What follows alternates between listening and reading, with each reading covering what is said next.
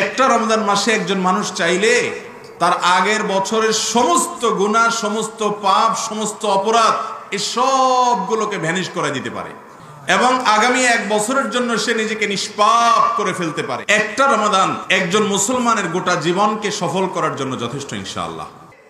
এই তালিকায় যারা আছে অমুক অমুক অমুক অমুক এত মানুষকে আজ আল্লাহ তাআলা জাহান্নাম থেকে মুক্ত এই ঘোষণা দিয়ে দিচ্ছেন। এটা দেখে দেখেও পড়তে পারেন, মুখস্থ না থাকলে অসুবিধা নেই, লিখে আপনি সেটা দেখে দেখে পড়েন অথবা ইউটিউবে আছে সেখান থেকে শুনেন। সারা বছর আমাদের ইবাদত বন্দেগীতে যে সমস্ত ত্রুটি হয়, বিচ্যুতি হয়, ঘাটতি হয়, সেই ইবাদতের ঘাটতি পুষিয়ে নেওয়ার জন্য, সেটাকে ওভারকাম করার জন্য, ক্ষতিপূরণ করার জন্য আল্লাহ রাব্বুল আলামিন আমাদেরকে রমাদানুল করিম দান করেছেন। রমাদান মাস হলো এই জন্য ইবাদতের ভরা বসন্ত, ইমানদারের জন্য ইবাদতের সবচেয়ে বড় বৃহত্তর মৌসুম। একজন ব্যবসায়ী যেরকম বছর জুড়ে ব্যবসা বাণিজ্য করে টুকটাক যদি ঘাটতি হয় সেটা মৌসুমে তুলে নেয়ার, পুষিয়ে নেয়ার চেষ্টা করে, ইমানদারও একই কাজ করবে। সারা বছর সালাতে নামাজে ত্রুটি হয়, ঠিকঠাক মতো হয় না, হক আদায় করা যায় না, কোরআনকে সময় দেয়া যায় না, আল্লাহর কাছে একান্তে একটু দোয়া করার সুযোগ হয় না। রমাদান মাস হলো সারা বছর যত ত্রুটি হয়, বিচ্যুতি হয়, এই সবগুলোর ক্ষতি পুষিয়ে একজন ইমানদার জান্নাতের পথে অগ্রসর হওয়ার মাধ্যম এবং উপকরণ। এই জন্য ইবাদতের সবচেয়ে বড় মৌসুম হলো এটি। এই বিজনেস, এই ব্যবসা সারা বছর আমাদের লাভ লোকসান যাই হোক না হোক, এটাকে পুষিয়ে নেওয়ার জন্য, এটার ক্ষতিপূরণ করার জন্য আল্লাহ রাব্বুল আলামিন আমাদেরকে রমাদান মাস দিয়েছে। এই মাসটা এসেছে আমাদের ভাগ্যাকাশে সূর্য এবং চন্দ্র যেন উদিত হয়, তারকা যেন উদিত হয়, সে সুযোগ করে দিতে। কিন্তু বেশিরভাগ মানুষের প্রস্তুতির চিত্র রমজানকে কেন্দ্র করে অত্যন্ত ভয়াবহ। মোহতারাম হাজরিন, একটা রমাদান একজন মুসলমানের গোটা জীবনকে সফল করার জন্য যথেষ্ট ইনশাআল্লাহ। একটা রমজান, কিন্তু রমজানকে সে অর্থে আমরা নিতে পারি নাই। এদেশে আমাদের অনেক মানুষের কাছে রমজান মাস মানে হলো খানার মাস, আর খানা যাতে আমরা খেতে পারি এই জন্য একটা জাল হাদিস বানাই নিয়েছি আমরা। জাল হাদিসটা হলো রমজান মাসে যত খায় কোনো হিসাব নেই। শুনছেন আপনারা এই হাদিস? যত খাবেন রমজানে কোনো কি নাই। আসলে কি তাই? অন্য মাসে যদি আল্লাহ তাআলা হিসাব একটু সহজ করে নেন, এই মাসে তো আরো টাইট করে নেবেন, যে তোমার এই ইবাদতের জন্য মাস দিছি, তুমি আরো বেশি করে খাইয়া পেট ফুলাইয়া তুমি তো নাকে তেল দিয়া ঘুমাইছো, ইবাদত করতে পারো নাই। তো অনেক ভাইরা আছেন আমাদের যারা এই ভুল ধারণার মধ্যে বসবাস করেন। ভাইরা আমার, একটা রমাদান মাস এটা এত গুরুত্বপূর্ণ যে একটা রমজান মাসে একজন মানুষ চাইলে তার আগের বছরের সমস্ত গুনাহ, সমস্ত পাপ, সমস্ত অপরাধ এই সবগুলোকে ভ্যানিশ করে দিতে পারে এবং আগামী এক বছরের জন্য সে নিজেকে নিষ্পাপ করে ফেলতে পারে। এই জন্যই রমজান এসেছে। আল্লাহ তাআলা আমাকে আপনাকে রমজানকে সার্থক করার মতো ইবাদত বন্দেগী করার প্রস্তুতি এখন থেকে গ্রহণ করার তৌফিক দান করুন।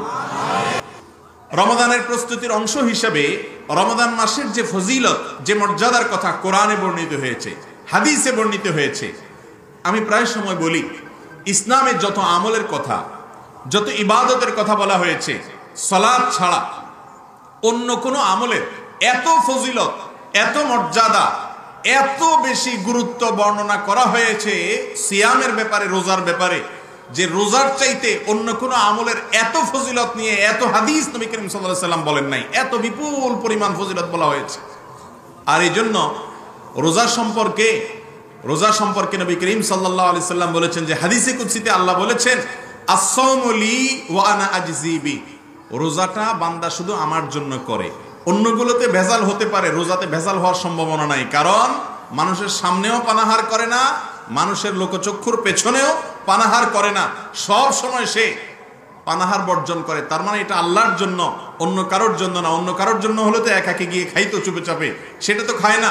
যে ব্যক্তি সবার সাথে চিটারি করে, কথায় কথায় মিথ্যা বলে, সেও যদি রোজা রেখে একা একা রুমে কেউ নাই, সেখানে ক্ষুধা লাগলেও সে খায় না, পিপাসা লাগলেও পান করে না। তার মানে এই ইবাদতটা পিওর আল্লাহকে সন্তুষ্ট করার জন্য, আল্লাহ দেখছেন এই বিশ্বাস তার মধ্যে আছে। এই জন্য আল্লাহ রাব্বুল আলামিন বলেছেন ওয়া আনা আজজি বিহি, আমি নিজে এই রোজার পুরস্কার স্বয়ং নিজের হাতে দেব।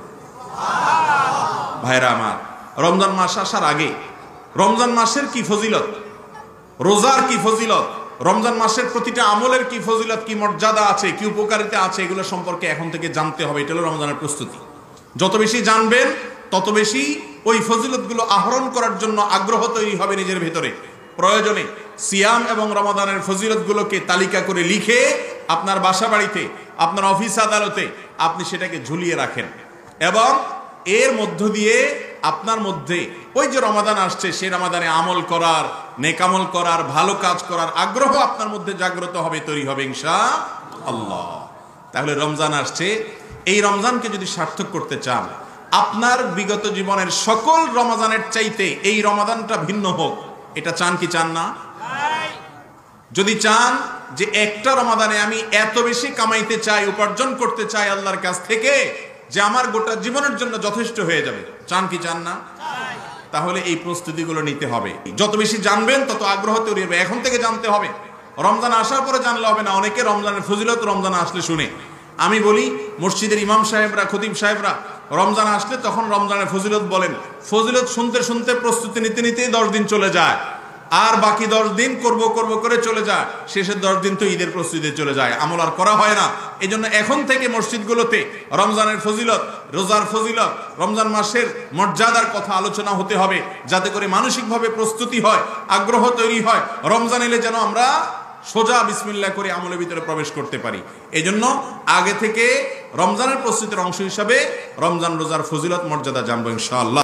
এই রমাদান যেটা আমাদের সামনে আসছে, এই রমাদানে আমাকে আমার সারা জীবনের সমস্ত অপরাধ, সব গুনাহ খাতার জন্য হাল খাতা করতেই হবে। এ মর্মে এখন থেকে সংকল্প করতে হবে যে এই রমজানে মিস হতে দেয়া যাবে না। আগে যা গেছে না গেছে, এই রমজানটাতে আমি কোনোভাবেই আল্লাহ তাআলার সাধারণ ক্ষমা মিস করব না। ভাইরা আমার, নবী করিম সাল্লাল্লাহু আলাইহি সাল্লাম বলেছেন ওয়ালিল্লাহি উতাকা মিনান নার, রমাদানে আল্লাহ তাআলার পক্ষ থেকে অসংখ্য অগণিত মানুষকে, বহু মানুষকে আল্লাহ তাআলা প্রতিদিন ঘোষণা জারি করেন, ফরমান জারি করেন।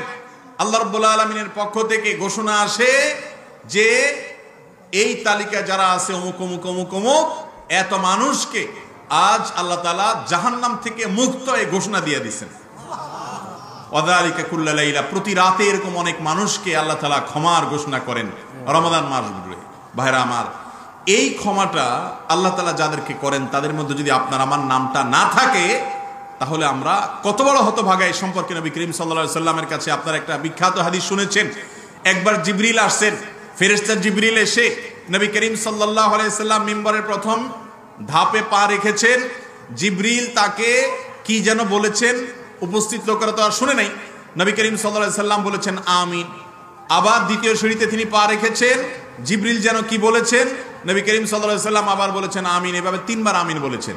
তারপরে জিজ্ঞাসা করা হলো যে ইয়া রাসূলুল্লাহ, আপনি কি শুনে আমিন বললেন, আমরা তো কিছু বুঝলাম না। তখন নবী করিম সাল্লাল্লাহু আলাইহি সাল্লাম বললেন যে আমি যখন মিম্বরের প্রথম ধাপে পা রেখেছি, জিবরিল এসে আমাকে বলেছে বাউদা মান আদরাকা রমাদান ওয়া লাম ইগফার লাহ, ওই ব্যক্তি ধ্বংস হোক, ওই ব্যক্তি ক্ষতিগ্রস্ত, কপাল পোড়া, তার কপাল শেষ হয়েছে, সে ধ্বংস হোক। যে ব্যক্তি রমজান মাস পেয়েছে অথচ আল্লাহর দেয়ার সাধারণ ক্ষমা সে পায় নাই। তাহলে রমজান মাসে যদি সাধারণ ক্ষমা না পান, তাহলে নবী করিম সাল্লাল্লাহু আলাইহি সাল্লামের বদদোয়ার ভাগীদার হইতে হবে। রাস্তা দুইটা, এই মাসটাকে কাজে লাগিয়ে ক্ষমা নিশ্চিত করে নেওয়া, অথবা নবীজি সাল্লাল্লাহু আলাইহি সাল্লামের বদদোয়া, জিবরিলের বদদোয়া পাওয়া। এই জন্য একজন ইমানদার রমজান আসার আগে থেকে তওবা এবং ইস্তিগফার করার জন্য সংকল্প করবেন যে এইবার রমজানে কিভাবে তওবা করতে হয়। যেহেতু আল্লাহ সাধারণ ক্ষমা ঘোষণা করেন, আমি এখন থেকে প্রস্তুতি নিব। তওবা এবং ইস্তিগফারের জন্য সবচেয়ে উন্নত ভাষা হলো, উন্নত দোয়া হলো সাইয়্যিদুল ইস্তিগফার। এটা দেখে দেখেও পড়তে পারেন, মুখস্থ না থাকলে অসুবিধা নেই, লিখে আপনি সেটা দেখে দেখে পড়েন, অথবা ইউটিউবে আছে সেখান থেকে শুনেন যে এবারের রমজানে আমি আল্লাহর ওই যে সাধারণ ক্ষমা আছে ওইটা কোনোভাবে মিস হতে দেব না। এখন থেকে সেটার জন্য মানসিক প্রস্তুতি নিতে হবে। এটা হলো রমজানের প্রস্তুতি, কারণ রমজান মাসই মানে হলো অফারের মাস। مولاي صل وسلم دائما أبدا